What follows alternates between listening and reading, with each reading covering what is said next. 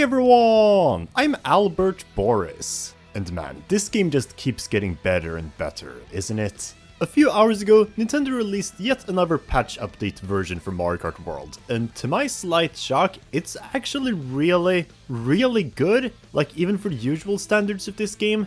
I randomly found out about it last night while I was having trouble falling asleep, and after playing around with it for a while earlier today, I realized I had such a large amount of fun that I never realized I needed from the game, nor thought was ever gonna be possible at all here. And it actually makes me so excited for the game's future as a whole.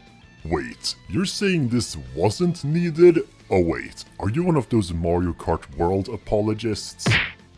Now granted, unlike from what I've seen from a lot of other people, I always thought this game was pretty kick-ass from the get-go, despite the controversies. Not that I didn't ever have problems, everything regarding the unlockable system, battle mode and lack of customizable options certainly bothered me, but not to the extent that it severely affected my enjoyment. If the game still stayed exactly the same as it did on release day, or heck, even after that update, I'd probably still love coming back to this game, since even though I dislike the intermission tracks becoming more common online, due to them obviously being less interesting than the regular tracks, I didn't feel too strongly about it, since I still had a bunch of other game modes to come back to, and the technical gameplay mechanics of Mario Kart World still made said track type more than fine enough to play through. However, that's not to say I don't want this game to get better, I absolutely do, and seeing each succeeding major update Nintendo put out since that one, continuously improving the experience, not only brings me happiness, but also makes me all the more optimistic for the future of the game. And that's a pretty big turn in the right direction from what I initially felt from that update. See, even if 1.1.2 didn't personally affect my enjoyment that much, the fact that the random option for voting on tracks online changed from being truly random to instead usually just picking one of the three already predetermined options was pretty damn horrible in the grand scheme.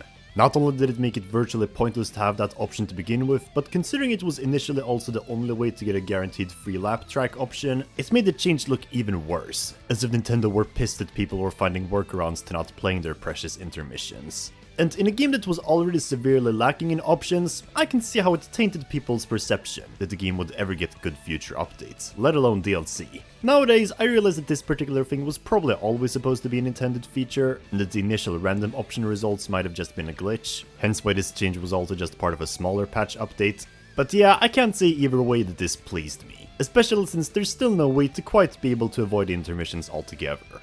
However, slowly but steadily, each succeeding major update, you know, the versions that don't have a 1 in the middle, has made minor changes that not only are more user-friendly, but to even go against the preconceived notion that Nintendo wants to take away options in the game. First, there was obviously 1.2.0, which came out at the end of July. Nothing major here, besides that free lap courses became a little more common online, but even that was at least something. Next was 1.3.0 in September, which started to give us some more notable quality of life updates. Not only did free lap tracks get even more common online, so much so that it saved the game for some people, but even other modes got improved. For free roam, you were now able to see which P-Switch missions and collectibles you had already gotten, acting as a sort of checklist for your journey to more easily see where you should go. And even moreover, you could now also even unlock the NPC characters by sucking them up with a UFO you could find somewhere hidden in the world. And considering the only previous way to unlock them was entirely reliant on luck, this was not only a major improvement, but it also actually incentivized you to go out and explore the world, giving more of a reason to play that mode. And on a completely other note, there were also now ways to not only spectate who you wanted to see online, but you could even join a friend's ongoing knockout tour lobby. Why any of this wasn't in the game initially, that's a good question, but at least it was now. And then 1.4.0, which came out today, not only added even more essential features, but this time they even started to make the game feel noticeably different in many ways. Already, it's nice to be able to see which song is currently playing in the game by pausing a match, and to be able to adjust the volume between loud and normal.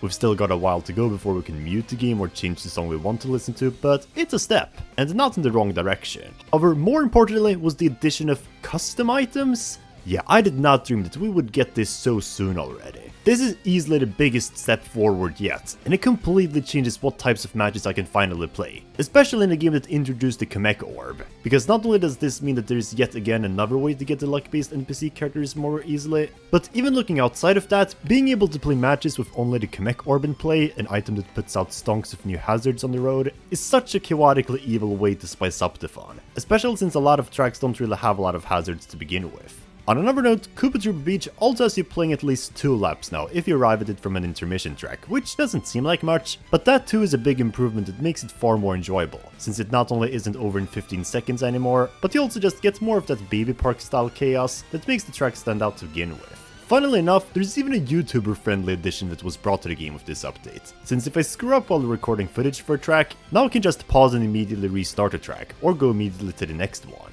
which... okay, that's actually really useful, and saves so much time. And while restarting doesn't change the time of day back to what it initially was, it's still nice. Literally, everything Nintendo has done after the infamous intermission patch is just so nice. Now, as for the age-old question, should all of this have been in the game since June 5th? Well, yeah, obviously it should have. None of these updates consist of mind-blowing changes that no one could have possibly conceived would make the game better. When all is said and done, all of these new things are common sense that would have saved the needless controversy for the game, had they already been in. But at least we did get these things eventually, and that's what matters the most now. Nintendo, or more specifically EPD9, who are the developers behind this game, could have just left it to rot after they patched the random option online. After all, this is Mario Kart, it's gonna sell heaps regardless. But instead, they've gone out of their way to give us gradually bigger improving updates that bring with themselves options some of us weren't even sure were ever gonna come. And this drip feeding is such an exciting progression that makes the future of this game look all the brighter now. See, admittedly, as much as I've always wanted it, I've always been a little fearful that this game won't be receiving any real major updates in the future, whether it's additional DLC or simply just fixes of some of the bigger existing issues. Like, DLC almost felt completely out of the question for me that it could really happen, especially as the months went by. It would obviously take a lot of time and effort to make more tracks that would have to connect to the open world, and if they couldn't be bothered to fix even smaller things, why would DLC ever happen, when it could just begin work on the next Mario Kart game? However, this specific version, and more importantly the escalation that led to it, makes me not only super hopeful, but frankly even assured that the future of this game is in more than good hands. It makes me genuinely excited for what future versions like 1.5.0 or 1.6.0 might bring us. It almost feels like an advent calendar, where each new door feels like it's building up for something even better, and it just makes the inner child in me so excited. And this is from someone who didn't even mind the initial Mario Kart World release, mind you. And now, stuff like being able to create your own custom knockout tour rallies, 200cc, additional battle modes, disabling the timer rate, additional character costumes, a jukebox, or even an ability to play in online rooms without intermissions, all of these are features that slowly but steadily feel more and more likely. Heck, after all that's happened, I'd argue that some of these things I brought up might even be inevitable, and it's just a question of when they'll show up.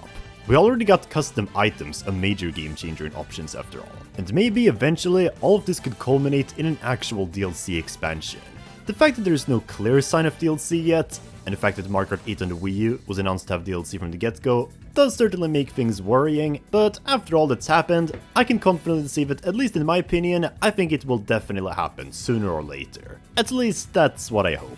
Maybe I won't be right, or maybe I will be again. In every case, I hope I didn't raise y'all's expectations too much. After all, Nintendo is still unpredictable, but yeah, I just wanted to get my quick thoughts out that have been building up in my head following this update. Most likely, this is a sign of a steady progression that Mario Kart World is eventually gonna get even better, but that's just what I think. However, what do you guys think? Do you agree with me or not? Let me know your thoughts in the comments below. What do you think of this update and the game's future? And if you enjoyed hearing my discussion, then make sure to like and subscribe for even more Mario videos from me. And follow me in my Discord server, Greenpipe City, as well as on Twitter and Patreon for even more updates. And with all that being said, I'm signing off now. Until next time.